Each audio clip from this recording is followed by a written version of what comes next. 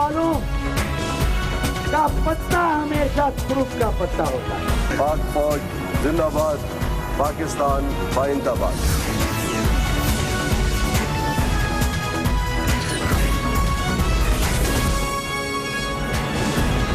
आप देख रहे हैं खबरों, तबसरों और तज्जियात पर मबनी पाकिस्तान का सबसे मोतबर न्यूज शो दुनिया, कामरान खान के साथ। अस्सलाम वालेकुम, मैं हूं कामरान खान। पाकिस्तान और अफगानिस्तान के दरमियान ताल्लुकात हालिया महीनों में साजगार नहीं हैं, खासे कशीदा हैं। इसमें कशीदगी में इजाफा हुआ है पिछले 24 घंटे के दौरान, जब इत्तलात आई कि पाकिस्तान और अफगानिस्तान के सरहदी इलाके तोरखम में दोनों मुल्कों की फ़ौजों के दरमियान फायरिंग का तबादला हुआ है। तोरखम के हवाले से पाकिस्तान की इस वक्त कोशिश है, भरपूर कोशिश है कि यहाँ पर आने वाले, यहाँ से अफगानिस्तान से लोग आने जाने के हवाले से जो एक आज़ाद माहौल था उसे रेगुलेट किया जाए और आने जाने के मौके पर दस्तावेज़ की और ट्रैवल डॉक्यूमेंट्स की बाकायदा तस्दीक की जाए और उनकी शनाख्त की जाए, क्योंकि इसी रास्ते से पाकिस्तान कहता है कि दहशतगर्द पाकिस्तान में दाखिल हुए हैं और जिन्होंने पाकिस्तान में भरपूर दहशतगर्दी की है। इसी माहौल के हवाले से पाकिस्तान और अफगानिस्तान के दरमियान ताल्लुकात कशीदा रहे हैं और कल पाकिस्तान और अफगानिस्तान के सरहदी इलाके इसी तोरखम बॉर्डर पर ज़ेर तामीर दरवाजे पर कुछ झड़प हुई थी, जिसमें आज फिर इत्तलात आई हैं, जिसके मुताबिक आज शाम दो तरफा फायरिंग का एक बार फिर तबादला हुआ। आज शाम, कल रात और आज शाम होने वाली फायरिंग से 3 सिक्योरिटी एहलकार और 11 पाकिस्तानी शहरी जख्मी हो चुके हैं, जबकि एक अफगान फौजी हलाक हुआ है उस फायरिंग के हवाले से, जो कि इस फायरिंग के जवाब में की गई जो अफगान सिक्योरिटी फोर्सेस की जानिब से की गई थी। पाकिस्तानी फौज के तर्जुमान लेफ्टिनेंट जनरल आसिम सलीम बाजवा ने अब से तकरीबन 1.5 घंटे कबल तोरखम बॉर्डर पर ज़ेर तामीर दरवाजे के नक्शे की तस्वीर के साथ ट्वीट की।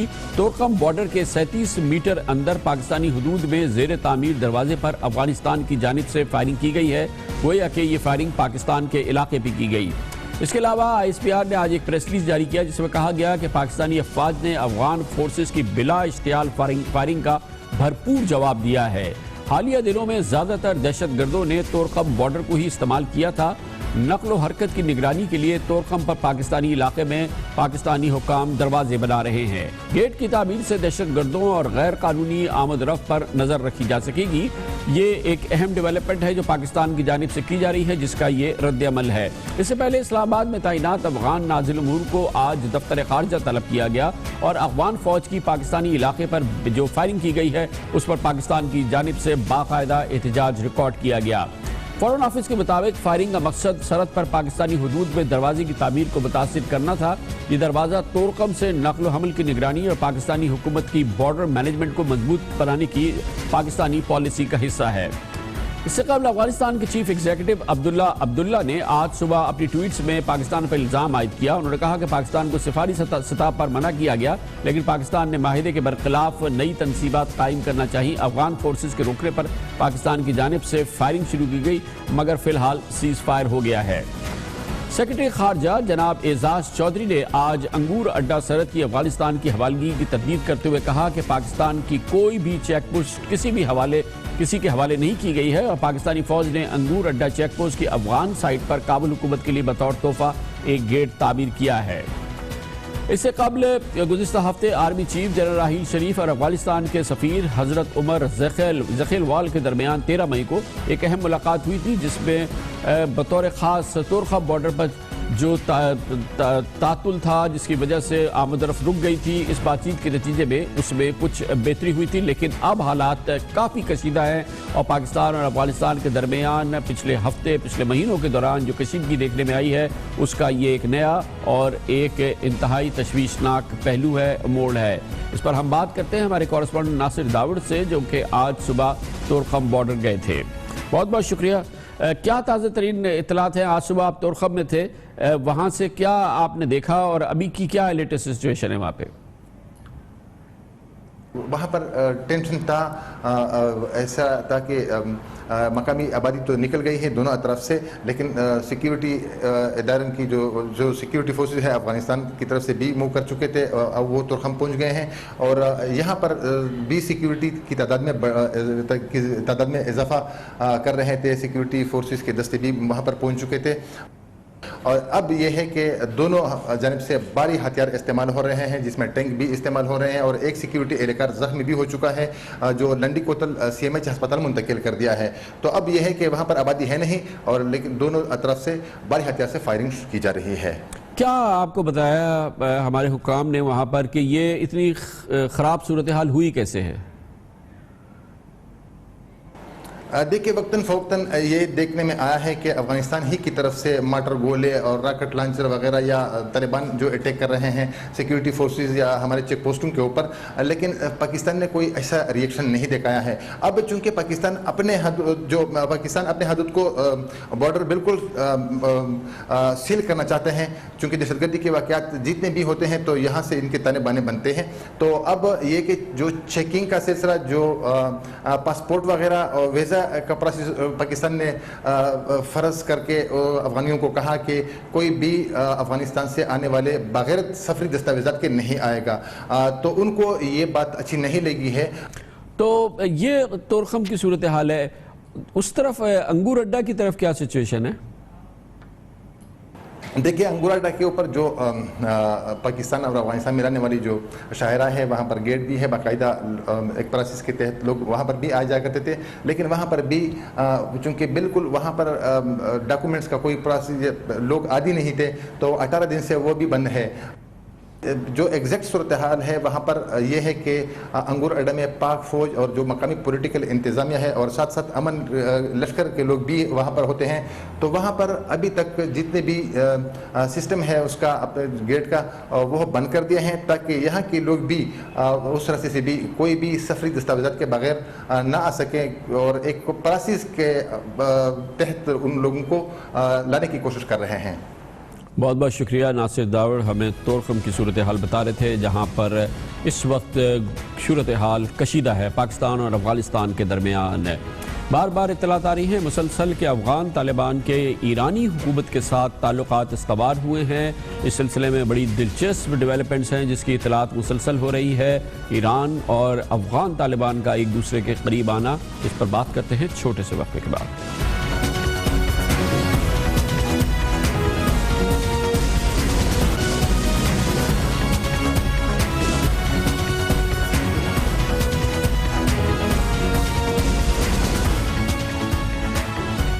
Welcome back. ایران ہمیشہ اس کی سرکاری طور پہ تردید کرتا رہا ہے، مگر حالیہ دنوں میں ایک اہم پیش رفت ہوئی ہے جس میں ایران اور افغان طالبان کو، جو کہ روایتی طور پر ایک دوسرے کے ہمیشہ سے حریفی سمجھے جاتے ہیں، لیکن اب غیر ملکی میڈیا اس طرح کی رپورٹس مسلسل سامنے لا رہا ہے کہ افغانستان میں داعش کی سرگرمیوں نے طالبان اور ایران کی قربتوں کو بڑھا دیا ہے۔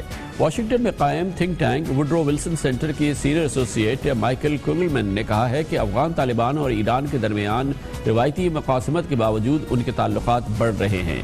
پچھلے ہفتے ایک انٹرویو میں مائیکل کوگلمین نے کہا کہ افغانستان میں داعش کی سرگرمیاں ایران اور طالبان کے درمیان قربتیں بڑھانے کی ایک بڑی وجہ بن رہی ہے۔ ایران کی جانب سے طالبان کے ساتھ تعلقات کا اعتراف نہیں کیا جاتا، اس کا برملا اس کی تردید کی تھی۔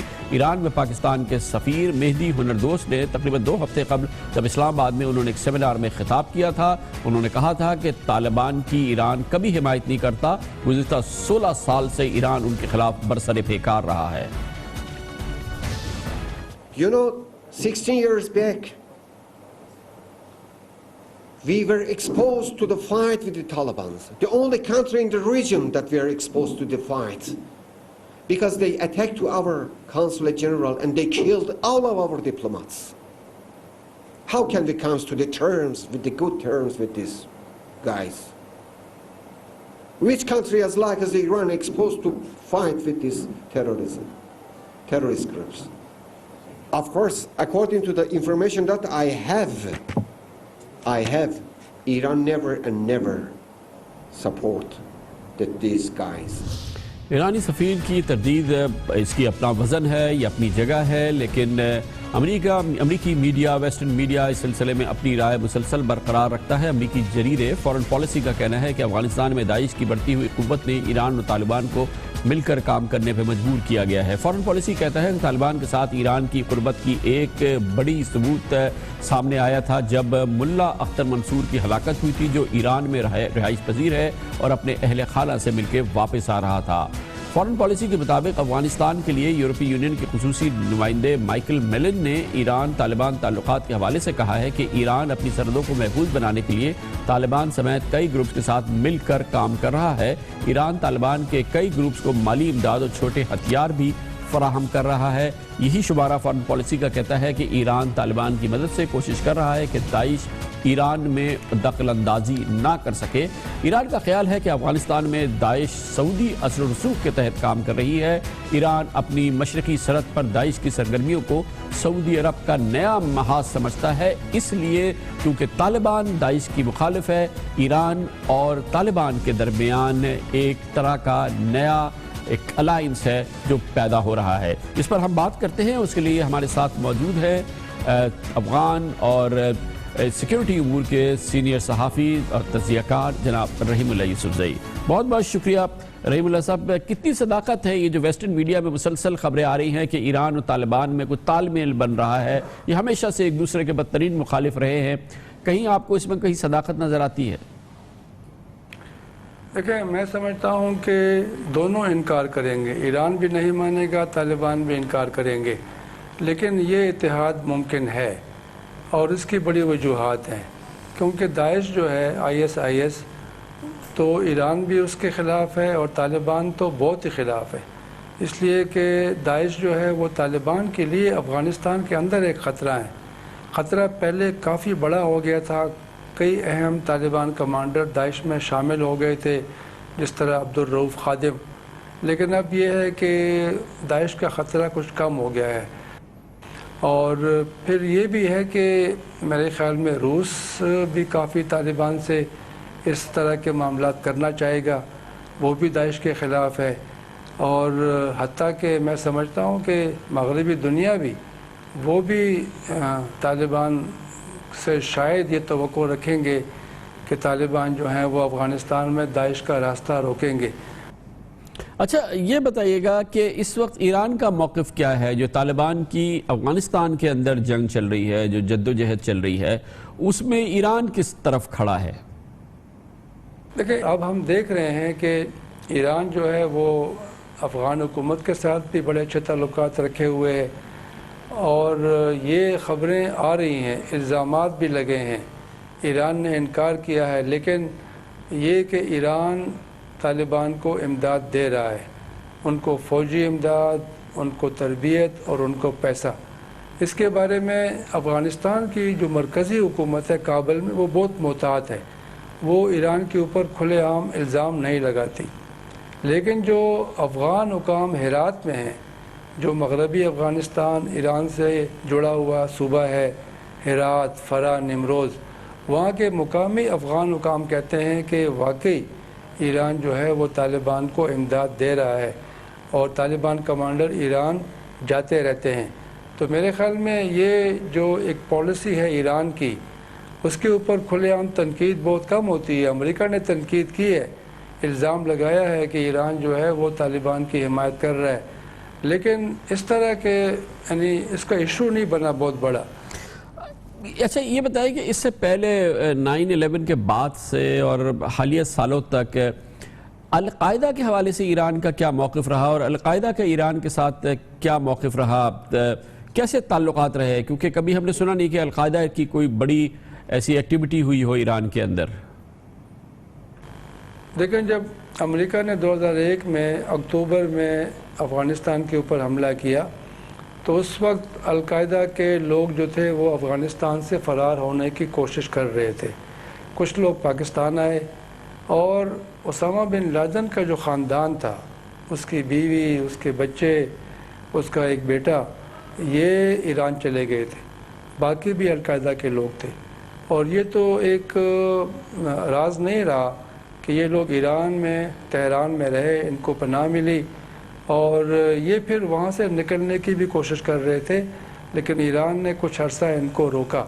تو یہ خبریں بھی میڈیا میں آئیں اور الزام بھی لگا ایران کے اوپر، ایران نے پہلے انکار کیا، تو یہ بھی ایران نے کیا، یعنی القاعدہ جو اس سے پہلے کافی ایران کے اوپر تنقید کرتی رہی ہے پہلے اور بعد میں، اس کے لوگوں کو بھی ایران نے پناہ دی ہے۔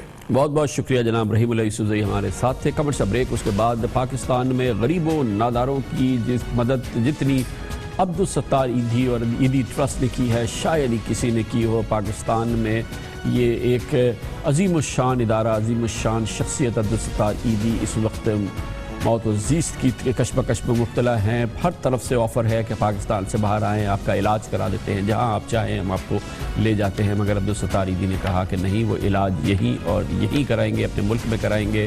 ان کی اس وقت کی صورتحال اور اوورآل سچویشن میں بات کریں گے۔ ہمارے ساتھ موجود ہوگی جناب عبدالستار ایدھی کی اہلیہ بلقیس ایدھی ایک چھوٹے سے وقفے کے بعد۔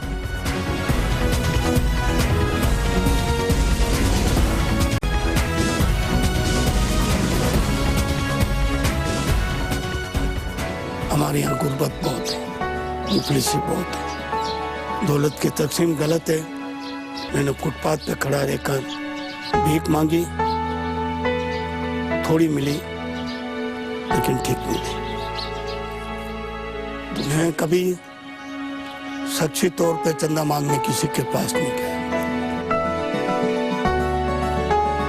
48 سال میں نے ایمبولینس چلائی، لاورسوں کو اٹھانا، اسپتال میں چھوڑنا اور اسپتال سے گھر چھوڑنا۔ میں ہوں عبدالستار ایدھی، میں ہوں پاکستان۔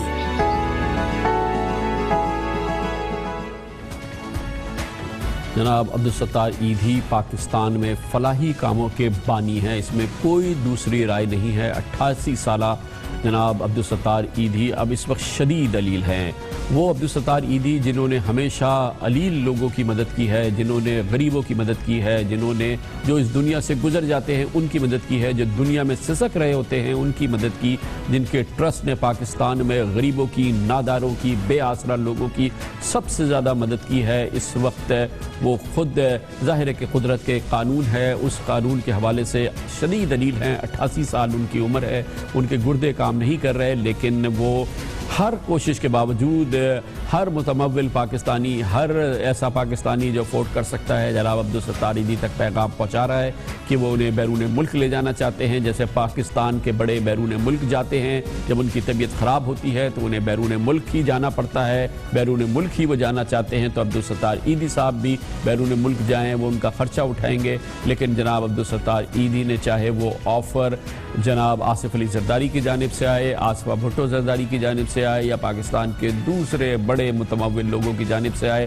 انہوں نے کہا کہ انہوں نے ہر صورت میں پاکستان میں ہی رہنا ہے، پاکستان میں ہی علاج کرانا ہے، پاکستان کے غریبوں کے ساتھ ہی اپنا علاج کرانا ہے، زندہ رہنا یا دنیا سے چلے جانا انہوں نے پاکستان میں ہی اس کا فیصلہ کرنا ہے۔ پاکستانیوں سے صرف وہ دعا مانگ رہے ہیں اور اس رمضان کے مہینے میں ایک بار پھر پاکستانیوں کو یاد دلا رہے ہیں کہ ان کی زکوٰۃ کا ایک بڑا فوکس ہو سکتا ہے ایدھی ٹرسٹ ہے، جو غریبوں کی ہر طرح سے مدد کرتا ہے اور اتنے طریقوں سے مدد کر سکتا ہے اور کر رہا ہے اور اتنی بڑی تعداد میں کر رہا ہے کہ ضرور ترجیح ہونی چاہیے ان پاکستانیوں کو جنہوں نے اس بابرکت مہینے میں زکوٰۃ دینی ہے۔ جناب عبدالستار ایدھی ایک بار پھر اور بہت ہی اس وقت بستر علالت سے وہ آپ سے درخواست کر رہے ہیں کہ آپ ایدھی ٹرسٹ کو مدد دیں، لیکن جناب عبدالستار ایدھی کی اس وقت کی کیفیت، ان کی صورتحال، ان کی صحت کی صورتحال، یہ سب کچھ ہمیں بتائیں گی۔ ہمیں جوائن کیا ہے جناب عبدالستار ایدھی کی اہلیہ محترمہ بلقیس ایدھی نے۔ بہت بہت شکریہ محترمہ۔ فرمائیے گا کہ سب سے پہلے تو فرمائیے گا مولانا صاحب کی صحت کے بارے میں کیا اس وقت تازہ ترین معلومات ہے؟ گردے ان کے بہت مجروح ہو چکے ہیں، 3 بار ان کا ڈائلسس ہوتا ہے ہفتے میں۔ جی بالکل ہوتا ہے 3 دفعہ، اور تھوڑی کمزوری بہت زیادہ محسوس ہوتی ہے۔ اچھا، پہچان رہے ہیں اور آپ لوگوں سے بات چیت کر رہے ہیں، معاملات کے حوالے سے کچھ آگاہ ہیں؟ بالکل پہچانتے ہیں، باتیں کرتے ہیں، جو بھی پرانا دوست آ جائے ان کو بھی پہچان لیتے ہیں۔ اس وقت ان کی خواہش کیا ہے؟ کیا کس چیز کی آپ کو بار بار یاد دہانی کراتے ہیں؟ بس یہ کہتے ہیں میرے مشن کو جاری رکھنا۔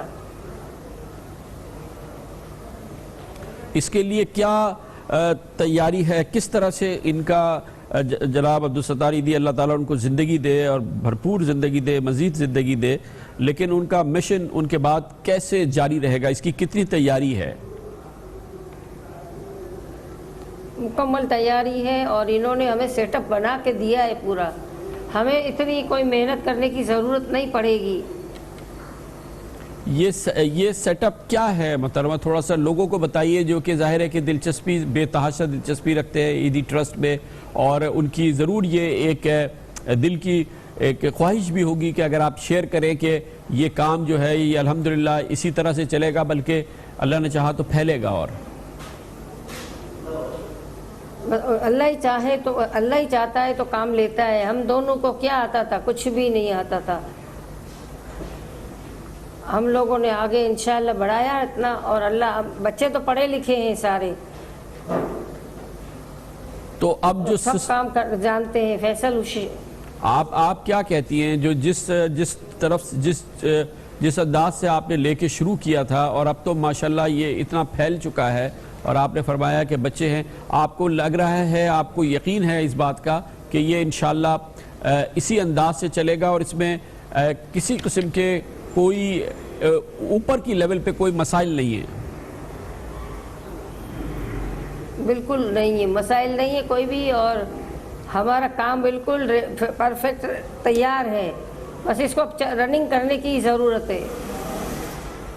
اچھا محترمہ، یہ فرمائیے گا کہ اب سن 2016 ماشاءاللہ آ گیا ہے، اور آپ کے اس کام کو شروع ہوئے تقریباً 45 سال ہو گئے، شاید اور بھی زیادہ ہو گئے ہیں۔ اس وقت آپ کو سب سے بڑا چیلنج کیا نظر آتا ہے ایدھی ٹرسٹ کا جو کام ہے؟ اس حوالے سے آپ کو کیا جو بڑی مشکل ہے، اس میں کیا مشکلات ہیں؟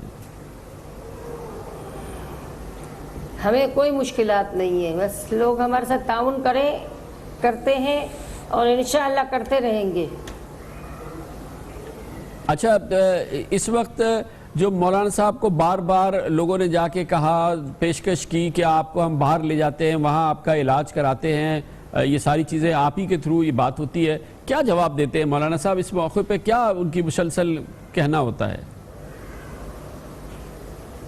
میری لائف کو ان کے ساتھ 40-42 سال ہو گئے، انہوں نے کبھی دوا نہیں کھائی تھی، اور اب یہ دوا کھاتے ہیں تو ان کو بہت برا لگتا ہے، اور یہ باہر جانا کہاں پسند کریں گے؟ یہ دیسی دوائیں کھاتے تھے ہمیشہ۔ مگر ڈائلیسس ہو رہا ہے ان کا، ایسا یوٹی میں ہے ایدھی صاحب؟ ادیب رضوی کے پاس ہے، ادیب سر کے پاس ہے ہمارا، بات بچے کی طرح سنتے ہیں۔ جی بالکل، یہ دو فرشتے ادیب الحسن رضوی اور ڈاکٹر ادیب الحسن رضوی SIUT، اور جناب عبدالستار ایدھی، ایک عجیب یہ قدرت کا حساب ہوتا ہے کہ اس وقت یہ دونوں اکٹھے ہیں۔ عبدالستار ایدھی صاحب اس وقت صاحب فراش ہیں، بہت بیمار ہیں، دونوں گردے ناکام ہو گئے، ان کا علاج انہی جیسی نیک شخصیت، پاکستانیوں کی خدمت گزار شخصیت جناب ڈاکٹر ادیب الحسن رضوی کر رہے ہیں، اور یہ سب کچھ اسی کراچی میں ہو رہا ہے، اور یہی اس وقت کراچی کا ایک اہم موقع ہے، کیونکہ یہ چیریٹی کے لحاظ سے، پورے پاکستان کی چیریٹی کے لحاظ سے مشل ہے، ایک روشن مثالیں ہیں جو کہ اس وقت ہے، اور جناب عبدالستار ایدھی اس وقت بہت شدید دلیل ہے اور آپ کی دعا کے منتظر ہیں۔ وقفہ، اس دوران آپ نیوز ہیڈ لائن دیکھیں گے، جس کے بعد ہماری آج کی دوسری اہم خبریں۔ ہمارے ساتھ ہوں گے تحریک انصاف کے سربراہ جناب عمران خان۔ پاناما لیکس کے حوالے سے حکومت اور حزب اختلاف کے درمیان بظاہر بات چیت کے کئی دور تو ہوئے ہیں، اور بظاہر بات چیت تو جاری رہی ہے، مگر تمام امکانات ہیں اور واضح امکانات ہیں کہ یہ بات چیت کسی بڑے اور اہم سمجھوتے کا باعث نہیں بنے گی، اور ایسا نہیں ہونے والا کہ ایک TOR پہ حکومت اور حزب اختلاف راضی ہو جائیں اور اس کے بعد ایک کمیشن تشکیل دے دیا جائے اور اطمینان سے یہ تحقیقات شروع ہو جائے۔ تمام آثار، شواہد اس بات کی گواہی دے رہے ہیں کہ دراصل جیسا کہ توقع کی جا رہی تھی، بات چیت اور یہ مذاکرات مخالف سمت بڑھ رہے ہیں۔ حزب اختلاف کی جماعتیں اس سلسلے میں ایک رخ اختیار کر رہی ہیں، مگر حزب اختلاف کی جماعتوں میں اس معاملے پر ایک بڑی دراڑ موجود ہے کہ کیا حکومت کے خلاف دباؤ ڈالنے کے لیے براہ راست تحریک شروع کی جائے، احتجاج شروع کیا جائے۔ فی الحال حکومت کے حوالے سے حزب اختلاف کی جماعتوں میں اس بات پر بھی اعتراض رہا ہے کہ براہ راست وزیر اعظم جناب نواز شریف سے ان کے استعفے کا مطالبہ کیا جائے۔ لیکن یہ پوری صورتحال اور یہ بات چیت کے حوالے سے پاکستان تحریک انصاف اور اس کے سربراہ جناب عمران خان کی رائے ہمیشہ راست رہی ہے۔ انہوں نے کہا کہ مذاکرات کا راستہ ضرور اپنانا چاہیے، لیکن وہ ہر صورت میں حکومت کو مجبور کریں گے کہ وہ جو حزب اختلاف کا مطالبہ ہے، تحریک انصاف کا مطالبہ ہے، اس حوالے سے جو ٹی او آر متعین کیے گئے ہیں حکومت اسے تسلیم کرے، ورنہ براہ راست عوامی تحریک کا سامنا کرے۔ اس پورے موضوع پہ بات کرتے ہیں اور اس کے لیے ہمارے ساتھ موجود ہیں پاکستان تحریک انصاف کے سربراہ جناب عمران خان۔ بہت بہت شکریہ خان صاحب، آپ نے پھر ہمیں جوائن کیا۔ یہ فرمائیے گا کہ آپ کی اطلاعات کیا ہیں ان مذاکرات کے حوالے سے؟ کیا آپ بتا سکتے ہیں عوام کو کہ اب تک جو دور ہوئے ہیں یہ مذاکرات کس جگہ پہ کھڑے ہیں؟ کامران شکریہ۔ پہلے تو میں صرف ایک بات کہنا چاہتا ہوں کہ کیوں ضروری ہے اس وقت پرائم منسٹر نواز شریف کا احتساب ہونا، یہ کیوں ضروری ہے؟ دیکھیں، نیب کب سے فنکشن کر رہی ہے؟ 2001 میں میرے خیال میں جنرل مشرف نے بنائی۔ ابھی ان کی سٹیٹمنٹ آئی ہے کہ دن کی چوری، دن کی کرپشن 12 ارب روپے کی ہے۔ 12 ارب روپے کا مطلب کہ اس غریب قوم کے یہ مہنگائی کے ذریعے یہ 12 ارب روپیہ جو ان کی جیبوں میں سے جاتا ہے وہ مہنگائی کے ذریعے پورا ہوتا ہے۔ یعنی کہ ٹیکس لگائے جاتے ہیں، جی ایس ٹی 17%، 16 سے 17%، بجلی کے اوپر ٹیکسز، ڈیزل کے اوپر 100% ٹیکس وغیرہ وغیرہ۔ تو یہ عوام اس کرپشن کی قیمت ادا کرتی ہے، جس سے غریب غریب ہو جاتا ہے اور ایک چھوٹا سا طبقہ امیر ہو جاتا ہے۔ اب میرا کویسچن یہ ہے کہ اتنی دیر سے نیب فنکشن کر رہی ہے، کیوں نہیں کرپشن ختم ہو رہی؟ نیب پکڑتی بھی ہے لوگوں کو، نیب لوگوں سے پلی باگن کر کے پیسہ بھی لیتی ہے، لیکن کرپشن بڑھتی جا رہی ہے۔ کامران، جب تک اوپر سے، جب تک آپ وزیروں کو اور پرائم منسٹروں کو اس ملک کے ان کی کرپشن اور ان کا احتساب جب تک نہیں نیب کرے گی، یہاں کرپشن کبھی ختم نہیں ہو سکتی۔ ہم ڈوب رہے ہیں کرپشن میں، اور کرپشن جو خسارہ ہو رہا ہے کیونکہ آمدنی نہیں ہے، ہم قرضوں میں ڈوب رہے ہیں۔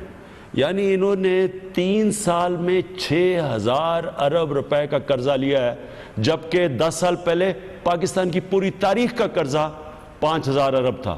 انہوں نے صرف 3 سال میں 6000 ارب روپے کا قرضہ لیا۔ ہمارے پاس پیسہ ہی نہیں ہے ملک چلانے کے لیے، کیونکہ کرپشن کی انتہا اتنی ہے کہ ملک بینکرپٹ ہے۔ اب اگر پرائم منسٹر کا نام آیا ہے پیناما میں، ہم تو نہیں لے کے آئے کامران، اپوزیشن تو نہیں لے کے آئی، انٹرنیشنل انکشاف ہوا، اس میں اوروں کے بھی نام آئے، آئس لینڈ کے پرائم منسٹر کا بھی نام آیا، برطانیہ کے پرائم منسٹر کا بھی نام۔ اب ان ملکوں میں دیکھیں کہ کیا ہوا اور ہمارے ملک میں دیکھیں کیا ہو رہا ہے۔ اس لیے وہ ملک آگے ہیں، ہم اس لیے نیچے مقروض بھیکاریوں کی طرح بھیک مانگتے ہوئے، قرضے لیتے ہوئے گزارا کر رہے ہیں۔ نہ ہماری فورن پالیسی کی کوئی اہمیت ہے، نہ ملک کی کوئی اہمیت ہے۔ ہندوستان کو دیکھ لیں، ہمیں دیکھ لیں۔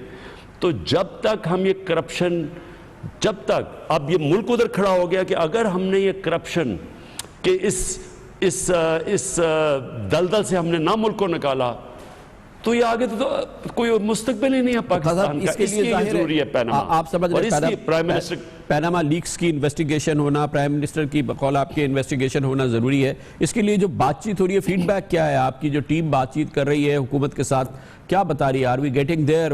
کچھ قریب جا رہے ہیں کسی سمجھوتے کے؟ دیکھیں، وہ کہتے ہیں پرائم منسٹر کا نام نکال دو۔ اب پرائم منسٹر کا نام نکال دو پیناما سے تو پھر فائدہ کیا؟ دیکھیں، پرائم منسٹر کا انٹرنیشنل میں جو 8 ملک کے سربراہوں کا نام آیا تھا، باہر جو تصویریں چھپی تھی اس میں پرائم منسٹر نواز شریف کا نام تھا۔ اب ان کا نام اس لیے آتا ہے کیونکہ ان کے بچے جب تھے، اور ابھی بھی 2011 کی بھی ٹیکس ریٹرنز میں مریم نواز میاں نواز شریف کی ڈیپینڈنٹ تھی۔ مریم نواز نے لی ان کے نام پہ یہ پراپرٹیز جو کہ ان کی کمپنیز تھی، نیلسن اور نیسکول، انہوں نے یہ مے فیئر کے فلیٹس لیے، وہ تھی نواز شریف کی ڈیپینڈنٹ۔ اب نواز شریف ڈائریکٹلی امپلیکیٹڈ ہے تو ان کا نام کیسے بیچ میں سے نکال دو؟ اچھا، اور پھر ان کو کس چیز کا ڈر ہے؟ مجھے یہ بتائیں کہ اگر ان کو کوئی خوف نہیں کہ انہوں نے منی لانڈرنگ نہیں کی، انہوں نے ٹیکس کی چوری نہیں کی، ان کی جائز انکم کے ذریعے یہ پراپرٹیز لی گئی ہیں, تو ان کو خوف کس چیز کا ہے؟ میں نے فلیٹ لیا تھا لنڈن میں آج سے 33 سال پہلے. میں تیار ہوں یہ جو ٹی او آرز ہیں میرا بھی انتصاب کریں ان ٹی او آرز میں. اگر میں نے کوئی غلط کام نہیں کیا, میرے حلال کی کمائی ہے, ٹیکس دیا ہوا ہے, مجھے کس چیز کا ڈر ہے؟ یہ کیوں ڈر رہے ہیں؟ یہ کیوں نہیں مان رہے ٹی او آرز؟ تو خان صاحب اس وقت سچویشن ہے کیا؟ مطلب ابھی اسی راستے سے آپ کے خیال میں ہونے والا ہے؟ تحریک انصاف کی ہمیشہ سے یہ پوزیشن رہی ہے کہ پرائم منسٹر کا نام اور پرائم منسٹر کی جو انویسٹیگیشن ہے وہ سب سے پہلے ہونی چاہیے. ابھی تک آپ اسی پوزیشن پہ قائم ہیں, اور اگر یہ نہیں ہوتا تو آپ اس سمجھوتے کا حصہ نہیں بنیں گے. کیا میں اسیوم کر سکتا ہوں یہ؟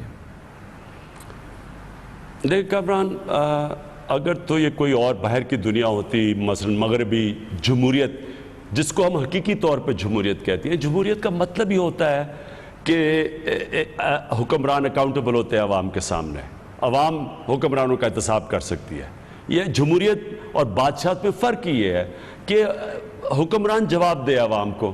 اس لیے آئس لینڈ کا پرائم منسٹر, اس کی اپنی پارٹی نے اس کو زور لگایا کہ آپ اب چھوڑیں, اور ایک اور پرائم منسٹر آ گیا, اور جمہوریت ڈیریل نہیں ہوئی آئس لینڈ میں.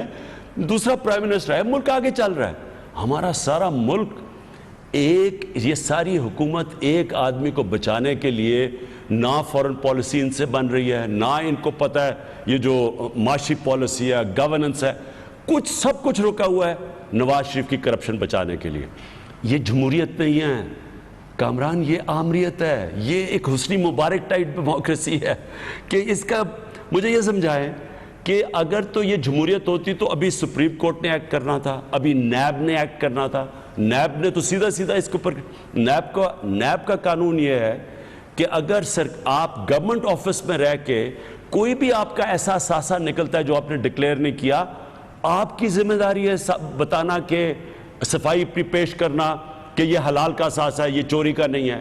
ایمفسس تو اگر نیب کا قانون یہ ہے کہ ابھی نواز شریف کو بتانا چاہیے کہ جناب بتائیں کدھر سے پیسہ آیا, وہ نیب بھی کچھ نہیں کر رہی, ہماری ایف بی آر بھی کچھ نہیں کر رہی, ہماری ایف آئی اے بھی کچھ نہیں کر رہی, کیونکہ سارے جو ادارے ہیں یہ غلام ہیں, یہ بادشاہت ہے, یہ ڈیموکریسی نہیں ہے. علاج کیا ہے؟ ڈیموکریسی میں اٹونومس ادارے ہوتے ہیں. تو علاج کیا ہے؟ نیب نہیں کر رہی, ایف بی آر نہیں کر رہی, آپ کی جو گورنمنٹ کے ساتھ نیگوسیشن چل رہی ہے اس سے بھی کوئی سلوشن نہیں نکل رہا پاناما لیکس کی انویسٹیگیشن کا.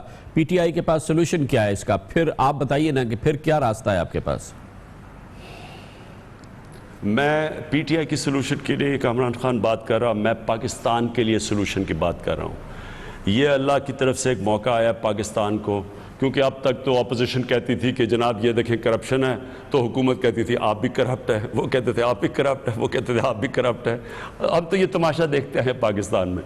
یہ پہلی دفعہ ہوا ہے کہ باہر سے ایک انکشاف ہو گیا ہے اب, جس میں 10 لاکھ پیپرز 11 لاکھ پیپرز پڑے گئے ہیں جو کہ ایک کمپنی کے کمپیوٹر ہیک ہوا, اور یہ چیزیں انٹرنیشنل گروپ آف جرنلسٹ نے انکشاف کر کے ساری پبلک کے سامنے رکھ دیا.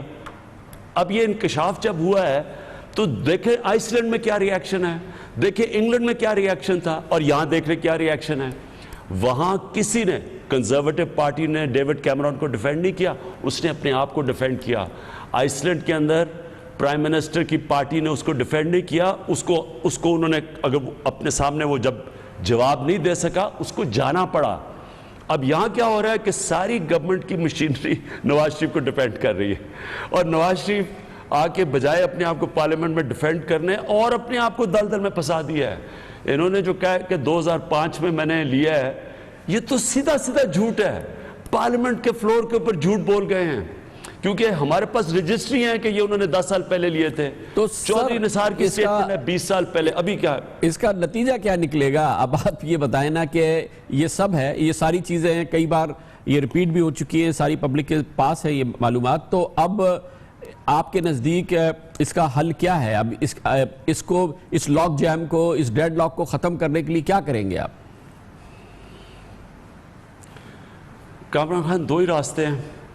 ایک, ہم چپ کر کے جس طرح یہ ملک چل رہا ہے, طاقتور یہ ملک کو لوٹتا ہے, کھاتا ہے, قانون توڑتا ہے, منی لانڈرنگ کرتا ہے, کرپشن کرتا ہے, کچھ بھی نہیں کوئی کر سکتا.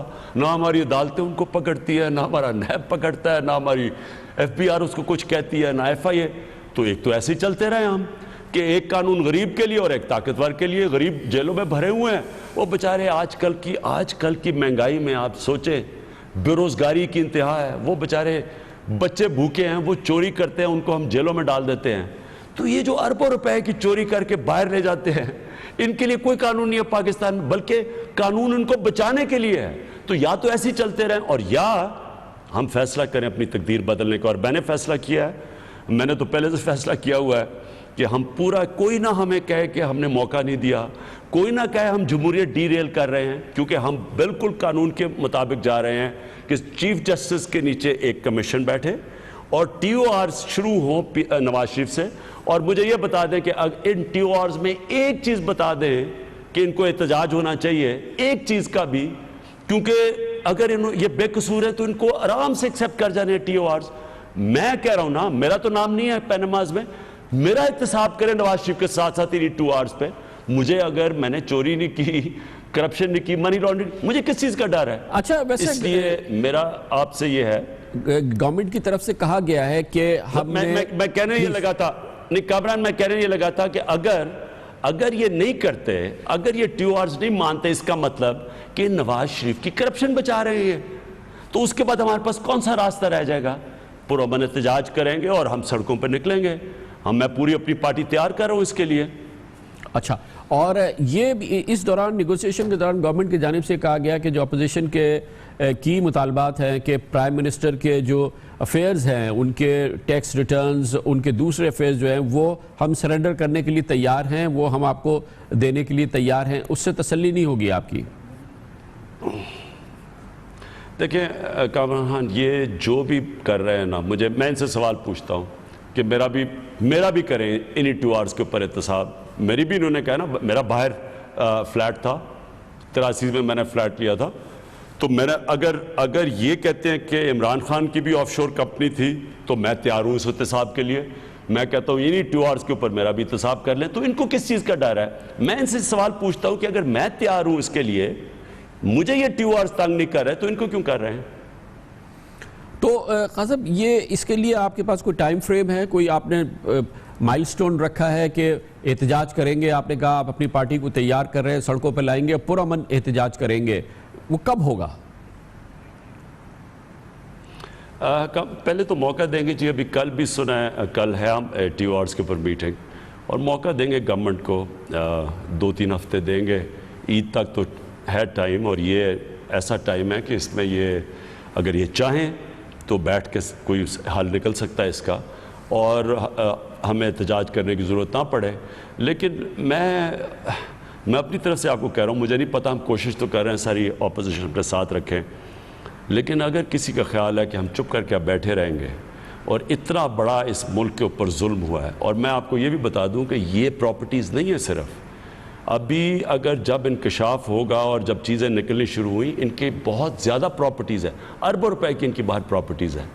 تو سوال یہ ہے کہ کیا ہم اب یہ چپ کر کے بیٹھے رہیں گے؟ آپ صرف غریب لوگوں کو پکڑیں گے؟ میرا اس میں ایک بنیادی ایک اختلاف ہے ان سے. کتنی دیر اس ملک میں صرف کمزور اور غریب کے اوپر یہ قانون ہوگا اور طاقتور بچتا رہے گا؟ چھوٹا سا طبقہ ٹیکس دیتا ہے, آپ ٹیکس دیتے ہیں, جو تنخواہ دار طبقہ ٹیکس دیتا ہے. یہاں اربوں پتی لوگ ہیں, ہر قسم کا قانون بچانے, ٹیکس ان کو بچانے کے لیے ہے. ٹیکس تھوڑے سے لوگوں پر ٹیکس لگائے جا رہے ہیں, اور وہ لوگ ہیں جو کہ اربوں پتی ہیں, باہر پراپرٹیز ہیں, ٹیکس ہی نہیں دیتے. تو کامران, ایسے ملک نہیں چل سکتا. یہ پاکستان کی فیوچر کی جنگ ہے, یہ عمران خان کی جنگ نہیں ہے, یہ ملک کی وائبلٹی کی جنگ ہے. اگر ہم نے اس ملک کو وائبل بنانا ہے, اپنے پیر پہ کھڑا کرنا ہے, میں آپ کو یہ بتاؤں, فورن پالیسی کی ہم بات کرتے ہیں. آج ہندوستان کی ذرا ان کی پاور دیکھیں فورن پالیسی میں, وہ کیوں ہے؟ کیونکہ اکنامکلی وہ ساؤنڈ ہے, ان کی گروتھ ریٹ ہے 7%, ان کے ملک کے اندر کسی کے اوپر وساکیاں نہیں پکڑی ہوئی, انہوں نے قرضے اور بھیک مانگ کے گزارا نہیں کر رہے. ہماری فورن پالیسی دیکھیں, فورن پالیسی ڈائریکٹلی ڈیپینڈنٹ ہوتی ہے جو ملک خوددار ہوتا ہے, پیر پہ کھڑا ہوتا ہے. ایک بریک لیتے ہیں, جناب عمران خان ہمارے ساتھ ہیں, ہم چھوٹے سے بریک کے بعد واپس. Welcome back. पाकिस्तान तहरीक इंसाफ के सरबराह जनाब इमरान खान हमारे साथ है। खान साहब, एक और बात बताइएगा कि डेमोक्रेसी की कंटिन्यूसी के लिए लास्ट जो धरना हुआ था उसका बुनियादी फोकस था इंतखाबी धांधलियाँ, बेज़ाब्तगियाँ, उस हवाले से कमीशन बना, फिर एक इलेक्टोरल रिफॉर्म्स कमेटी बनी जो कि पार्लियामेंट में 2 साल से काम कर रही है। 2 साल में इसमें पीटीआई भी शामिल है, आपके लोग भी शामिल हैं। 2 साल हो गए और ये वो जो 2013 की आपकी शिकायत के हवाले से ये रिफॉर्म्स होनी थी इंतखाबी कवानीन के लिहाज से, ज़ाब्तों के लिहाज से 2 साल नहीं हो सके, पूरे हो सके। और अब जो है इलेक्शन कमीशन ऑलमोस्ट ज़ाहिर है कि इस वक्त अमलन गैर फ़ाल हो गया है क्योंकि उसके 4 कमिश्नर रिटायर हो गए, वेकेंट हो गए और ये इलेक्शन कमीशन काम नहीं कर सकता। इसकी प्रायोरिटी नहीं है आपके ख्याल में ये जो चीज़ें अनफिनिश्ड हैं इनको फौरी तौर पे करें, क्योंकि इन सिस्टम्स के बगैर, इन इलेक्टोरल रिफॉर्म्स के बगैर, इस इलेक्शन कमीशन के बगैर तो कुछ भी नहीं हो सकता। कामरान में रिफॉर्म्स एक तरफ, इस पर कोई शक नहीं कि अगर हम रिफॉर्म्स करें तो इलेक्टोरल प्रोसेस बेहतर हो सकता है, लेकिन अगर हमने इस मुल्क में साफ और शफाफ इलेक्शन करवाने हैं तो जब तक जो लोग इलेक्शन में, इलेक्शन कमीशन के लोग और जितने भी और लोग इलेक्शन में धांधली करते हैं, जब तक आप इनको सजाएं नहीं देंगे, आप जो मर्ज़ी कानून ले आएँ, आप जो मर्ज़ी रिफॉर्म्स ले आएँ, जब किसी को खौफ ही नहीं है कि मैं अगर ये लोगों का मैंडेट चोरी करूँगा और मुझे सज़ा मिलेगी, जब मुझे खौफ ही नहीं है कि मुझे सज़ा मिलेगी, कोई भी नहीं रोक सकता। आप जो मर्ज़ी रिफॉर्म्स कर दें। मिसाल आपके सामने कराची की है। टारगेट किलिंग कितनी देर से हो रही थी कराची में? जब तक कोई पकड़ा नहीं जाता था टारगेट किलर। जिस दिन टारगेट किलर्स के पीछे इस वक्त फौज गई है, कराची में अमन आ गया, या रिलेटिव पहले से आप देख रहे कितना फ़र्क पड़ गया है। उसी तरह धांधली है, करप्शन है। जब तक आप करप्शन के बड़े बड़े करप्ट लोग नहीं पकड़ेंगे, आप जितने मर्जी नीचे पटवारी और ये गवर्नमेंट ऑफिसर पकड़ते रहे, कोई फ़र्क नहीं पड़ेगा। उसी तरह इलेक्शन में 22 पार्टीज़ ने कहा कि 2013 के इलेक्शन में धांधली हुई है। 22 पार्टीज़ ने, एक आदमी नहीं पकड़ा। हमने 4 हल्के मांगे थे कामरान, चारों के चारों में धांधली निकली। अभी ख्वाजा आसिफ का जो हल्का है 30,000 वोट गायब है। 1.5 लाख में से 1 लाख वोट वेरीफाई नहीं हो सकती नादरा से।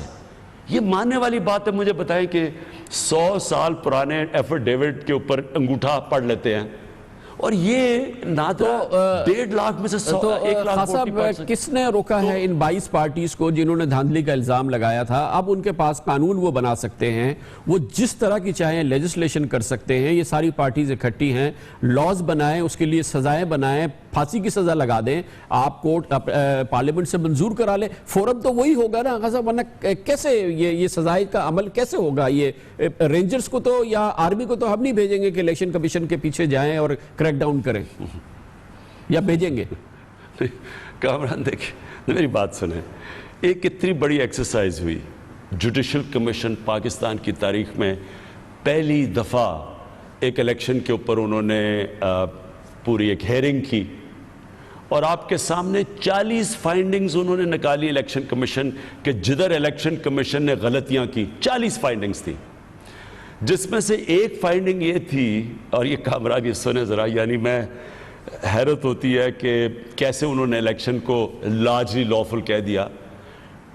25 मिलियन बैलेट मिसिंग थी, 35% फॉर्म 15 मिसिंग थी, यानी कि 2.5 करोड़ बैलेट मिसिंग का मतलब ये कि वो बैलेट थैलियों में भी जा सकती थी, कुछ भी हो सकता था। तो मुझे बताएं कि एक आदमी को पकड़ा, एक आदमी को सजा दी इलेक्शन कमीशन ने, कम से कम जुडिशल कमीशन के कहने पे 40 फाइंडिंग्स में एक इंक्वायरी की, किसी को सजा हुई? तो जब सजा ही नहीं होनी, और वो इसलिए नहीं हुई क्योंकि ये इलेक्शन कमीशन मिली हुई थी नून लीग के साथ, इन्होंने मिल के मैच फिक्स किया था। नहीं तो कोई हो सकता है कि अच्छा 4 हल्कों के अंदर, चारों के चारों हल्कों के अंदर मेरे हल्के में 53,000 इनवैलिड वोट्स थी। अब ये 30,000 वोट मिसिंग है इसकी ख्वाजा आसिफ, और इसी तरह सारी थी। किसी को इन्होंने अकाउंटेबल छोड़ा है? ये तो कानून के बीच में था ना, ये इसमें तो कोई ये तो कानून तोड़ा होगा ना किसी ने, कि अगर इतनी ज्यादा इनवैलिड वोट्स थी, किसी का एहतसाब किया? क्योंकि जब तक आप एहतसाब नहीं करेंगे, जब तक आप किसी को सजा नहीं देंगे, आप रोक ही नहीं सकते किसी को। یعنی جو مرضی قانون بنا دیں یہ توڑیں گے اس طرح. تو خان صاحب اس کے لیے بنائیں گے تو پھر پارلیمنٹ کے ذریعے ہی نا, پارلیمنٹ ہی کرے گی وہ کام نا. اس کا آؤٹ آف پارلیمنٹ سولوشن کی آپ بات کر رہے ہیں, ورنہ پارلیمنٹ کے اندر کر رہے ہیں تو وہ تو پروسیس آپ کی پارٹی کر رہی ہے ان دوسری تمام پارٹیوں کے ساتھ مل کے. 2 سال ہو گئے نہیں کمپلیٹ کر پا رہی. نہیں کامران, وہ تو ہو رہا ہے, وہ تو الیکٹرل ریفارم کمیشن بیٹھی ہوئی ہے, وہ کام کر رہی ہے. انہوں نے ای وی ایمز کے اوپر ابھی تحریک انصاف نے اس کے اوپر کہا کہ ای وی ایم مشینز کے ذریعے الیکشن ہونا چاہیے. اس سے کوئی شک نہیں کہ اس سے کافی کم, اس سے دھاندلی کے چانسز کم ہو جائیں گے, کیونکہ وہ اصل میں جتنی دیر ہوتی ہے نا الیکشن ختم ہونے کا, جتنا دیر کے بعد رزلٹ آتا ہے اتنی چانس ہوتی ہے دھاندلی کی. تو اگر ای وی ایم مشینز آ جائیں تو 1-2 گھنٹے کے بعد رزلٹ آ جاتا ہے الیکشن کے بعد, تو وہ کم ہو جاتی ہے چانسز. وہ تو ہم نے کیا ہے اور وہ ریکمینڈ کیا ہوا ہے, لیکن ابھی تک اس کے اوپر بڑا سلو کام چل رہا ہے. کوئی پولیٹیکل ول نہیں نظر آ رہی کہ چینجز, یہ جو الیکٹرل ریفارمز ہیں ان کو انفورس کیا جائے. اچھا, ایک آخری سوال میں آپ سے پوچھ لیتا ہوں, آپ سے تبصرہ کرنے کے لیے کہوں گا. خواجہ آصف صاحب نے یہ ٹیو آر کے حوالے سے ایک بڑی اپنی امپورٹنٹ آبزرویشن دی ہے, پارلیمنٹ کے فلور پہ دی ہے, اسی لیے میں آپ سے چاہوں گا کہ آپ اگر اس پہ کامنٹ کریں. آپ کو خواجہ آصف صاحب کی ہم آبزرویشن سنا دیتے ہیں پلیز.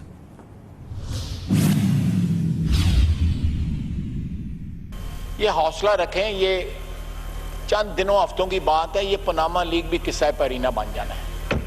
یہ عوامی ایشو نہیں ہے. اور دوسرا یہ ہے کہ جب اخلاق باختہ لوگ جو ہے پارسائی کا درس دیں تو شرم آتی ہے. جناب والا, اپنی اخلاق باختگی جو ہے پہلے اس کو درست کریں, پھر اس کے بعد دنیا کو پارسائی کا درس دیں. لوگوں کی آف شور کمپنی گنتے گنتے جو ہے اپنی آف شور کمپنیز نکل آئیں. کیا پاناما لیگ, کیا ایشوز ہیں, کیا ٹی او آر ہیں, یہ جناب یہ کوئی ایشو نہیں ہے. یہ we people have moved ahead, people have moved on. یہ ایشو جو ہے یہ میڈیا کی حد تک رہا, یا یہ یہاں پہ جن لوگوں کے پاس کوئی ایشوز نہیں ہے, پبلک ایشوز کوئی نہیں ہے, ان کی حد تک رہا. It's a matter of time. اور 2-4 ہفتوں میں انشاءاللہ تعالیٰ یہ بھی جس طرح پرانے جو ان کے سکیمز یا سکینڈل سو کال جو ہے بنانے کی انہوں نے کوشش کی, وہ بھی چلا جائے گا انشاءاللہ. صاحب یہ دعویٰ کیا خواجہ آصف صاحب نے پارلیمنٹ کے فلور پہ 4 روز پہلے. کامران دیکھیں, یہی جو میں آپ کو بھی پہلے کہہ رہا تھا کہ اتنا بڑا یہ ایشو ہے جو یہ چاہتے ہیں کہ آرام سے تھوڑی دیر کے بعد ختم ہو جائے.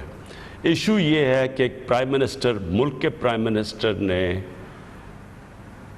ایک اربوں روپے کی پراپرٹیز لی باہر, اپنے بچوں کے نام پہ کمپنیز, ان کے کمپنیز کے پیچھے اربوں روپے کی پراپرٹیز چھپائی.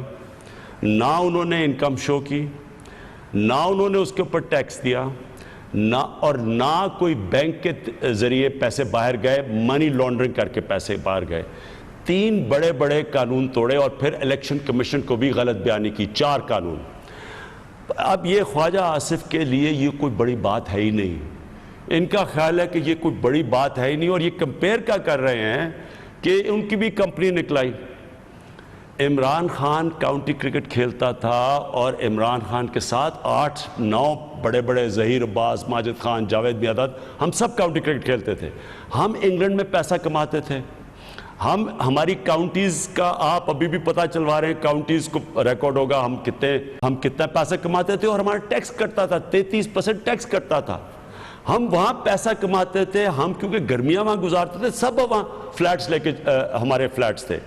ہمیں وہاں کیونکہ ہم برطانیہ کے شہری نہیں تھے تو ہم ایک اکاؤنٹنٹ کہتے تھے کہ کمپنی کے نام پہ لو, کیونکہ جب آپ بیچنے جائیں گے فلیٹ آپ کے اوپر کیپٹل گینز اور انہیریٹنس ٹیکس لگے گا, اور کیونکہ ہم برطانیہ کے شہری نہیں تھے ہمیں ضرورت نہیں تھی دینے کی. تو ایک تو یہ کمپنی ہے, اور پھر وہ ساری باہر 17 سال باہر کمائی, وہ ساری بیچ کے سارا کچھ پاکستان لے کے آیا. آج میرا کوئی باہر پیسہ نہیں ہے, 17 سال باہر کمائی تھی. یہ کیا کر رہے ہیں, ان کی کوئی بزنس باہر نہیں تھی, یہاں سے پیسہ چوری کر کے, منی لانڈرنگ کر کے, کرپشن میں جا کے باہر پہنچایا, اور پرائم منسٹر ہوتے ہوئے انہوں نے کمپنی, آف شور کمپنی بنائی. یعنی ایک تو ان کو تو سیدھا جیل میں جانا چاہیے. اس کو کمپیئر کریں وہ لوگ ہماری طرح جنہوں نے حلال کی کمائی باہر سے پاکستان پیسہ لے کے آئے. ہمارے پیسے پہ پاکستان چل رہا ہے. 19 ارب ڈالر جو ریمیٹنسز کا پاکستانی باہر سے بھیجتے ہیں اس پہ پاکستان چل رہا ہے. یہ تباہ کر رہے ہیں پاکستان کو, یہاں سے چوری کر کے پیسہ منی لانڈرنگ کر کے جو باہر بھیجتے ہیں, اس سے ہمارا ملک تباہ ہو رہا ہے. اس کو یہ کمپیر خواجہ آصف لوگوں کی آنکھوں میں دھول پھینکنے کے لیے, پاگل بنانے کے لیے سمجھتے ہیں کہ لوگ بیوقوف ہیں. ان دونوں کو ایک ہی جوڑ دیا ہے, یعنی ایک ہی کر دیے. ایک ہے جرم, ایک ہے پاکستان کا فائدہ. بہت بہت شکریہ جناب, بہت شکریہ. عمران خان تحریک انصاف کے سربراہ ہمارے ساتھ تھے. جناب عمران خان سے ہماری بات ہو رہی تھی. لیتے ہیں خبر بریک, اس کے بعد ہوں گے وفاقی وزیر اطلاعات و نشریات جناب پرویز رشید, جن سے ہم دوسری باتوں کے علاوہ جناب عمران خان کے اس انٹرویو کے حوالے سے بھی بات کریں گے. چھوٹے سے وقفے کے بعد ویلکم بیک. اب ہمارے ساتھ موجود ہیں وفاقی وزیر اطلاعات و نشریات جناب پرویز رشید, جو آج متحرک بھی نظر آئے. ان کی ایک اہم ملاقات ہوئی قائد حزب اختلاف جناب سید خورشید شاہ سے. اس کی جو فوٹیج آئی اس کے حوالے سے جو بات چیت ہوئی وہ آج کا کافی اہم موضوع ہے. پاناما پیپرز کے حوالے سے, پاناما لیکس کے حوالے سے حکومت اور حزب اختلاف کے درمیان جو مذاکرات چل رہے ہیں وہ بھی اس وقت زیر بحث ہیں. ان تمام موضوعات پہ بات کرتے ہیں اور اس کے لیے جناب پرویز رشید. بہت بہت شکریہ پرویز رشید صاحب. پہلے تو یہ فرمائیے گا کہ آج کی ایک اہم خبر تھی آپ کی ملاقات جناب سید خورشید شاہ سے. اس حوالے سے کچھ بتائیے نا کہ یہ کیا ایک رسمی ملاقات تھی یا آپ کے پاس کچھ اہم پیغامات تھے؟ کامران صاحب, میرا چیمبر اور خورشید شاہ صاحب کا چیمبر کی دیوار ایک ہے, اور مجھے خورشید شاہ صاحب کی طرف سے آم اور کھجوروں کا تحفہ آیا تھا جو رمضان المبارک کا مقدس مہینے میں وہ اپنے تمام دوستوں کو بھیجتے ہیں. میں ان کا شکریہ ادا کرنے کے لیے گیا تھا, اور چونکہ میرے گھر سے میری تربیت جو ہے وہ ایسی ہے کہ میں کسی سے بھی ملوں میں جھک کے ملتا ہوں. میں آپ کو اگر یاد ہو تو میں جب آپ سے بھی ملا ہوں گا تو میں جھک کے ہی ملا ہوں گا. تو اگر جھک کے ملنا کوئی گناہ ہے اور اس کا تمسخر اڑانا چاہیے تو یقیناً لوگوں کو حق حاصل ہے اس کا. لیکن چونکہ میرے والدین نے میری جو تربیت کی ہے, میں اس تربیت کے مطابق ہی لوگوں سے ملتا جلتا رہتا ہوں. کیونکہ پہلی بات تو یہ اس کی تعبیر بڑی عجیب سی کر دی بلاول بھٹو زرداری نے جب اس کی ٹویٹ کی کہ وقت پڑے تو جھک کے پاؤں چھو لو اور وقت نکل جائے تو گردن پکڑ لو. تو ظاہر ہے کہ اس پہ جس طرح کا یہ تبصرہ آیا ہے یہ ایک عجیب سی بات ہے. بہرحال تبصرہ کرنا ان کا حق ہے. میں نے تو آپ کو یہ بتا دیا کہ میں وہی کروں گا جو مجھے میرے والدین سے تربیت دی گئی ہے, اور الحمدللہ ہم پر کوئی برا وقت نہیں ہے. بالکل معمول کا وقت ہے, معمول کی سیاست ملک میں ہو رہی ہے, اور آئندہ بھی جب کبھی شاہ صاحب سے ملاقات ہوگی تو اس سے زیادہ جھک کے ان سے ملوں گا. اور آج کی ملاقات محض آپ کا یہ شکریہ تھا جو انہوں نے آم اور کھجور آپ کو بھیجے, اس کا شکریہ تھا, یا موجودہ ماحول کے حوالے سے کوئی اہم گفتگو بھی ہوئی جس کو آپ کیٹیگرائز کریں گے کہ کوئی امپورٹنٹ بات بھی ہوئی ہے؟ جی, میری ان سے گفتگو ہوئی, اور اس کا موضوع جو تھا وہ پارلیمانی کمیٹی تھا جو الیکشن کمیشن کے ججز کی تعیناتی کے لیے بنائی گئی ہے. چونکہ ان کی طرف سے جو نام دیے گئے تھے ان میں سے ایک نام ایاز سومرو صاحب کا تھا جو کسی بیماری کی وجہ سے اللہ تعالیٰ انہیں صحت دے علاج کی غرض سے انڈیا گئے ہوئے ہیں. تو میں ان کے پاس درخواست لے کے گیا تھا کہ وہ کسی دوسرے رکن کو نامزد کر دیں تاکہ پارلیمانی کمیٹی اپنا کام شروع کر سکے, اور ہم جلد از جلد ان الیکشن کمیشن کے 4 ججز کی تعیناتی کر سکیں تاکہ الیکشن کمیشن مکمل ہو جائے اور اپنا فریضہ ادا کر سکے. تو اس موضوع پہ بھی میری ان سے گفتگو ہوئی, اور انہوں نے مہربانی کی, انہوں نے سومرو صاحب کی جگہ اپنے ایک دوسرے رکن قومی اسمبلی کو اس کمیٹی کا رکن بنا دیا ہے. اب اس کمیٹی کا اعلان ہو جائے گا اور ہم اپنا کام شروع کر دیں گے. اب یہ پاناما جو لیکس ہے اس حوالے سے بھی پارلیمانی کمیٹی قائم ہے اور کام کر رہی ہے, مذاکرات کر رہی ہے, گو کہ بڑے اس حوالے سے جو تبصرے آ رہے ہیں جو حزب اختلاف کی کمیٹی ہے وہ تو ایسا لگتا ہے کہ ہمت چھوڑ چکے ہیں. انہیں لگتا نہیں ہے کہ اس میں کوئی بریک تھرو ہو سکتا ہے یا اس کا کوئی حل نکل سکتا ہے. آپ کا کیا فیڈ بیک ہے اپنی ٹیم کی طرف سے؟ دیکھیے, اپوزیشن کی صفوں میں کچھ لوگ ضرور ایسے موجود ہیں جو یہ چاہتے ہیں کہ معاملے کو سڑکوں پر لے جایا جائے، اور اس سے پہلے بھی وہ دھاندلی کا موضوع لے کے سڑکوں پر گئے تھے اور پاکستانی قوم کے انہوں نے سال 2 سال جو تھے ضائع کیے. اور اب آپ کے علم میں ہے کہ 2014 میں جو غلطیاں انہوں نے کی اب اس کی وہ معافیاں بھی مانگ رہے ہیں، عدالتوں میں بھی جا کے معافیاں مانگ رہے ہیں. لیکن ایک منہ سے وہ معافی بھی مانگتے ہیں، دوسرے منہ سے اپنے انہی الزامات کو دہراتے بھی رہتے ہیں. لیکن یہ حصہ جو ہے پرویز رشید صاحب، اگر آپ کا اشارہ عمران خان اور تحریک انصاف کی جانب ہے، اب سے تھوڑی دیر قبل ہم سے بات ہو رہی تھی عمران خان صاحب سے انٹرویو، انہوں نے کہا کہ کوئی ہمارے ساتھ آئے نہ آئے ہم سڑکوں پہ جائیں گے اور ہم اس کے لیے تیاری کر رہے ہیں. یہ عمران خان صاحب نے ابھی بالکل چند لمحے پہلے ہم سے کہا. اس پر اگر آپ تبصرہ عنایت کر دیں. جی، میں نے آپ سے عرض کیا کہ عمران خان صاحب کی سیاست پہلے دن سے ایسی رہی ہے کہ نہ وہ پاکستان کے انتخابی نظام کو تسلیم کرتے ہیں اور نہ ہی انتخابات کے نتائج کو تسلیم کرتے ہیں. اور پہلے دن سے ان کی سیاست کا محور یہ رہا ہے کہ وہ سڑکوں پر آ کے طاقت کے بل بوتے پہ اسلام آباد کے اقتدار پر قبضہ کرنا چاہتے ہیں. دھاندلی کے حوالے سے انہوں نے اس پہ کوشش کی، انہیں کامیابی نہیں ہوئی، معافی بھی انہیں مانگنی پڑی، اپنی باتوں پہ ان کو شرمندگی بھی ہوئی، ان کے الزامات غلط بھی ثابت ہوئے. اب وہ کوئی دوسرے الزامات 2014 میں جو الزام لگائے 2016 میں اس کی معافی مانگ رہے ہیں. اب وہ 2016 میں کوئی نئے الزامات لگائیں گے اور 2018 میں اس کی معافی مانگتے ہوئے نظر آئیں گے. لیکن ابھی انہوں نے کہا ہے کہ صرف وہ پراپرٹیز نہیں ہیں نیلسن اور نیسکال کی جو کہ اب تک سامنے آئی ہیں. انہوں نے دعویٰ کیا کہ وزیراعظم اور ان کے اہل خانہ کی اس کے علاوہ بھی بہت بیرون ملک بہت زیادہ پراپرٹیز ہیں، اربوں ڈالر کی شاید انہوں نے کہا کہ پراپرٹیز ہیں. اس پر آپ کچھ کہیں گے؟ خان صاحب، عمران صاحب کے الزامات پر کیا کہا جا سکتا ہے؟ کیا انتخابات میں انہوں نے 35 پنکچر کا الزام نہیں لگایا تھا؟ کیا انتخابات کے بعد انہوں نے وزیر اعظم کی ایک تقریر کے نتیجے میں انتخاباتی نتیجے تبدیل ہو جانے کا الزام نہیں لگایا تھا؟ آروز کا الزام نہیں لگایا تھا؟ اور پتہ نہیں انہوں نے کس قسم کے الزامات لگا دیے تھے. تو الزام لگانے میں ان کی زبان درازی جو ہے اس سے پاکستان کی سیاست بخوبی آشنا ہو چکی ہے.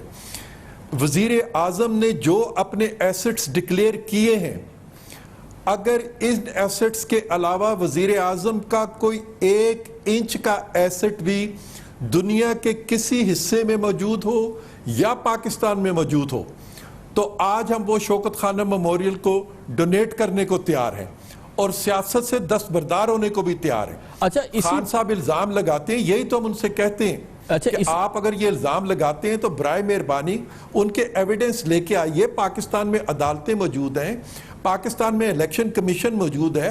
آپ الیکشن کمیشن سے کہیے کہ یہ ایسٹ ہے نواز شریف صاحب کا، انہوں نے ڈکلیئر نہیں کیا، انہیں انتخاب میں حصہ لینے سے نااہل قرار دیا جائے. کس نے عمران خان صاحب کا راستہ روکا ہے؟ عمران خان صاحب الزامات لگاتے ہیں، الزامات کی سیاست کرتے ہیں. دراصل میں نے آپ سے عرض کیا کہ وہ انتخابات جیتنے کی پوزیشن میں نہیں ہیں. 2013 میں بھی نہیں تھے، 2018 میں بھی نہیں تھے. وہ صرف الزامات لگا کے، کوئی سازش کر کے، سڑکوں پر ہنگامہ کھڑا کر کے، کوئی قتل و غارت گری کرا کے، جس قسم کی کوشش انہوں نے دھرنے کے دوران بھی کی تھی، اسی طرح کی کوشش وہ دوبارہ کرنا چاہتے ہیں کیونکہ ان کی سیاست مردہ سیاست ہو چکی ہے. آج ان کے پاس سیاست میں نہ تو خیبر پختونخوا میں کوئی کامیابی ملی جس کو وہ لوگوں کے سامنے لے کے آ سکیں، اچھا ان 3 سالوں میں وہ کوئی اس قسم کی اپوزیشن کر سکتے. پرویز رشید صاحب، یہ فرما دیجیے گا جو آپ نے فرمایا ہے، اس سے پہلے بھی آپ کے ساتھی دوسرے بھی کہتے رہے ہیں کہ وزیر اعظم کی نہ کوئی غیر ملکی جائیداد ہے، نہ ان کے کوئی اثاثے چھپے ہوئے ہیں، نہ ہی ان کے اثاثوں کی اور انکم کے حوالے سے کسی قسم کی کوئی ابہام موجود ہے. اس حوالے سے آپ کو یا آپ کی جو جماعت کی جو پارلیمانی کمیٹی ہے جو مذاکرات کر رہی ہے، اسے کوئی اعتراض نہیں ہونا چاہیے نا کہ آپ کر لیں وزیر اعظم پہ ہی؟ اگر آپ تحقیقات کو پہلے فوکس کرنا چاہتے ہیں، پہلے اس حوالے سے کرنا چاہتے ہیں تو وہ کر لیں، اس میں کوئی پھر قباحت نہیں ہونی چاہیے. جی بالکل کوئی قباحت نہیں ہے. ہم ان سے یہ کہتے ہیں کہ جو ٹی او آرز وہ لکھ کے لائے ہیں وہ 13-14 سوالات ہیں. ان سوالات کو آپ دیکھیے کہ ان سوالات کس قانون کی خلاف ورزی ہوئی ہے. جیسے وہ یہ کہتے ہیں کہ وزیر اعظم کے بیرون ملک کوئی ایسٹس ہیں، تو یہ کس قانون کی خلاف ورزی ہے؟ ہم اس قانون کو وہاں پہ لکھ دیتے ہیں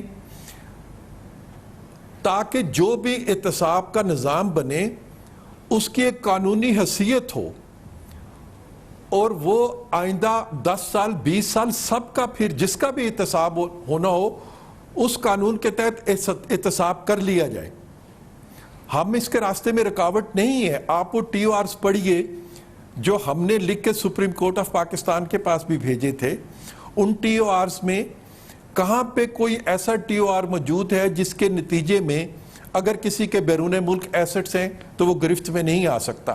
ہم احتساب کے لیے تیار ہیں، ہمیں احتساب سے کوئی خوف نہیں ہے، لیکن احتساب کا نام لے کر اگر کوئی سیاست کرے گا، احتساب کا نام لے کر کوئی انتقام لینے کی کوشش کرے گا، جس کی ماضی میں مثالیں موجود ہیں ہمارے ملک میں.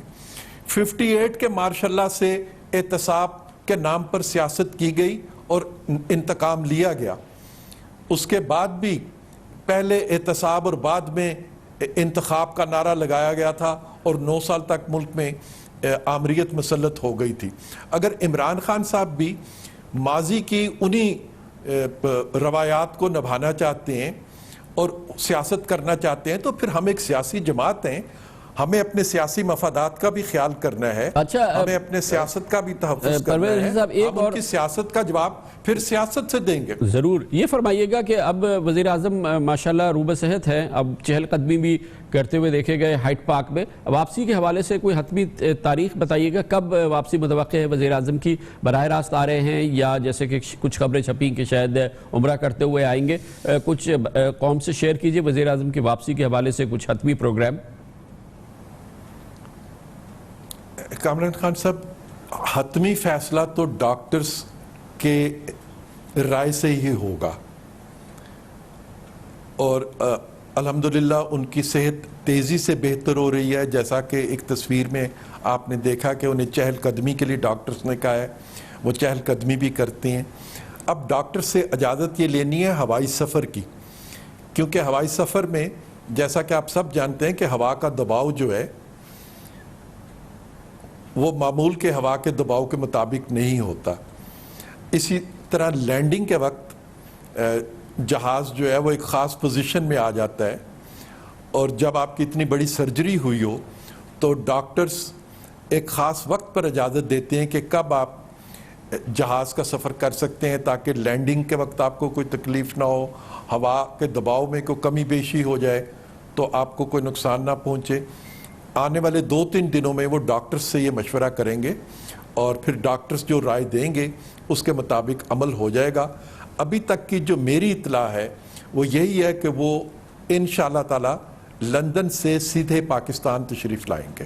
بہت بہت شکریہ جناب پرویز رشید، وفاقی وزیر اطلاعات و نشریات. جناب عمران خان کے بھرپور جواب دے رہے تھے. خبر سے بریک اور اس کے بعد ذکر کریں گے جو خدمت خلق مدد کر رہی ہے اس مبارک مہینے میں. ہم اپنے پروگرام کا حصہ وقف کرتے ہیں. آج ہم آپ کو دکھائیں گے پاکستان میں نابینا، غریب نابینا لوگوں کی سب سے بڑی مدد کرنے والا ادارہ لیٹن رحمت اللہ benevolent trust LRBT.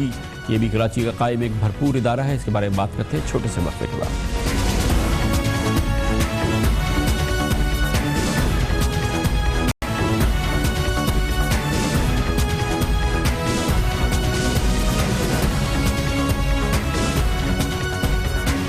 Welcome back. رمضان المبارک میں اپنے پروگرام کا کچھ حصہ ہم صرف کر رہے ہیں ان عظیم و شان اداروں کا جو کہ انتھک محنت کرتے ہیں، بے لوث محنت کرتے ہیں اور پاکستان کے غریبوں کی مدد کرتے ہیں. خلق خدا کے خدمت گار سیریز میں آج ہم ذکر کر رہے ہیں ایک ایسی ہی فلاحی ادارے کا جس نے پاکستان میں لاکھوں لوگوں کو اندھے پن کے اندھیروں سے بچایا ہے. جی ہاں، پاکستان کے غریب نابینا لوگوں کی مدد کا یہ سب سے بڑا ادارہ ہے. اس کا نام ہے لیٹن رحمت اللہ بینیولنٹ ٹرسٹ LRBT.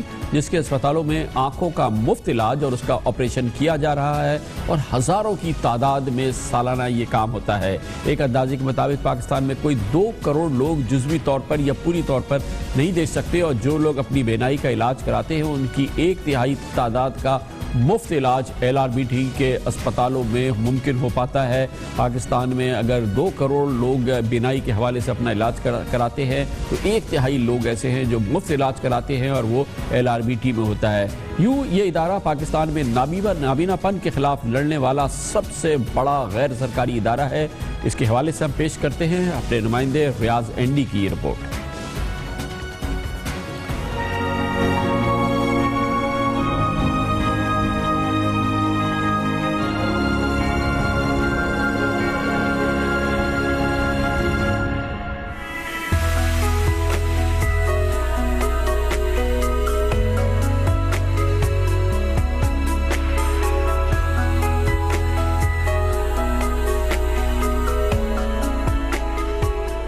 کورنگی کے مشہور زمانہ آنکھوں کے اسپتال کا اصل نام لیٹن رحمت اللہ بینوولنٹ ٹرسٹ ہے۔ گراہم لیٹن اور زکا رحمت اللہ اس ادارے کے 2 بانی ہیں، جنہوں نے اس ادارے کو 1984 میں اس عزم سے شروع کیا کہ علاج کی رقم نہ ہونے کے سبب کوئی مرد، عورت یا بچہ اپنی بینائی نہ کھو دے۔ آنکھوں کی 80% بیماریاں قابل علاج ہوتی ہیں، لیکن آگاہی اور بروقت علاج نہ ہونے کی وجہ سے لوگ نابینا ہو جاتے ہیں۔ ڈس ایبلٹی ان ویژن ہو رہی ہے، وہ کیٹریکٹ ہے، اور اس کیٹریکٹ کا ہم نے خاص نام دیا ہے کنجنائٹل کیٹریکٹ۔ اس کا مطلب یہ ہے کہ وہ پیدائشی ہے، تو اس کا ریشو ہماری کنٹری میں اچھا سگنیفیکنٹ ہے، اور یہ سمجھ لیجئے کہ ہم اس سے فائٹ کر رہے ہیں۔ رمشا کو ہی لے لیں، اسے پیدائشی موتیا تھا جس کا LRBT میں پہلے آپریشن ہوا اور اب اسے لینس لگایا گیا ہے۔ علاج ہونے کی وجہ سے اب وہ دیکھ سکے گی، پڑھ سکے گی۔ رمشا کا مفت علاج لوگوں کی زکوٰۃ عطیات سے ممکن ہو سکا۔ 7 مہینے کی تھی تو لائے تھے ہم ادھر، تو اس کو آپریشن ہوا پہلے آنکھ کا موتیا کا، اب اس کے لینس لگائے، اس کو صحیح نظر آتا، پڑھنے جاتی ہے۔ یہ لوگ بہت اچھا کام کر رہے ہیں، کوئی پیسہ نہیں لے رہے ہیں، بہت اچھا کام ہو رہا ہے۔ اور علاج کی سہولت محض کورنگی کراچی تک محدود نہیں، ملک بھر میں اس ادارے کے 19 اسپتال اور 88 کلینک خدمات سر انجام دے رہے ہیں۔ میری صرف عوام سے ایک گزارش ہے، جس طرح آپ 30 سال سے ہمیں سپورٹ کر رہے ہیں، آپ کی سپورٹ کی، آپ کے عطیات کی، آپ کی زکوٰۃ کی ہمیں ضرورت ہے، آئیں آگے بڑھیں، ہمارا ساتھ دیں، تاکہ جو 2 کروڑ لوگ روشنی سے محروم ہیں ان کو زندگی کی طرف واپس لایا جا سکے۔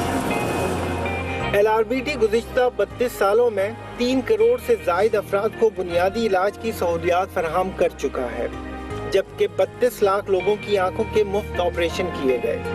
یہاں کورنیا بھی تبدیل کیے جاتے ہیں۔ تاہم پاکستان میں بعد از مرگ اعضا عطیہ کرنے کا رجحان کم ہے، اس لیے انہیں سری لنکا سے منگوانے کے اخراجات بھی ادارہ اٹھاتا ہے۔ مقصد اندھیری آنکھوں کے دیپ جلانا ہوتا ہے۔ اگر ہم پیسے دیکھیں تو ان کی کاسٹ کچھ نہیں ہوتی۔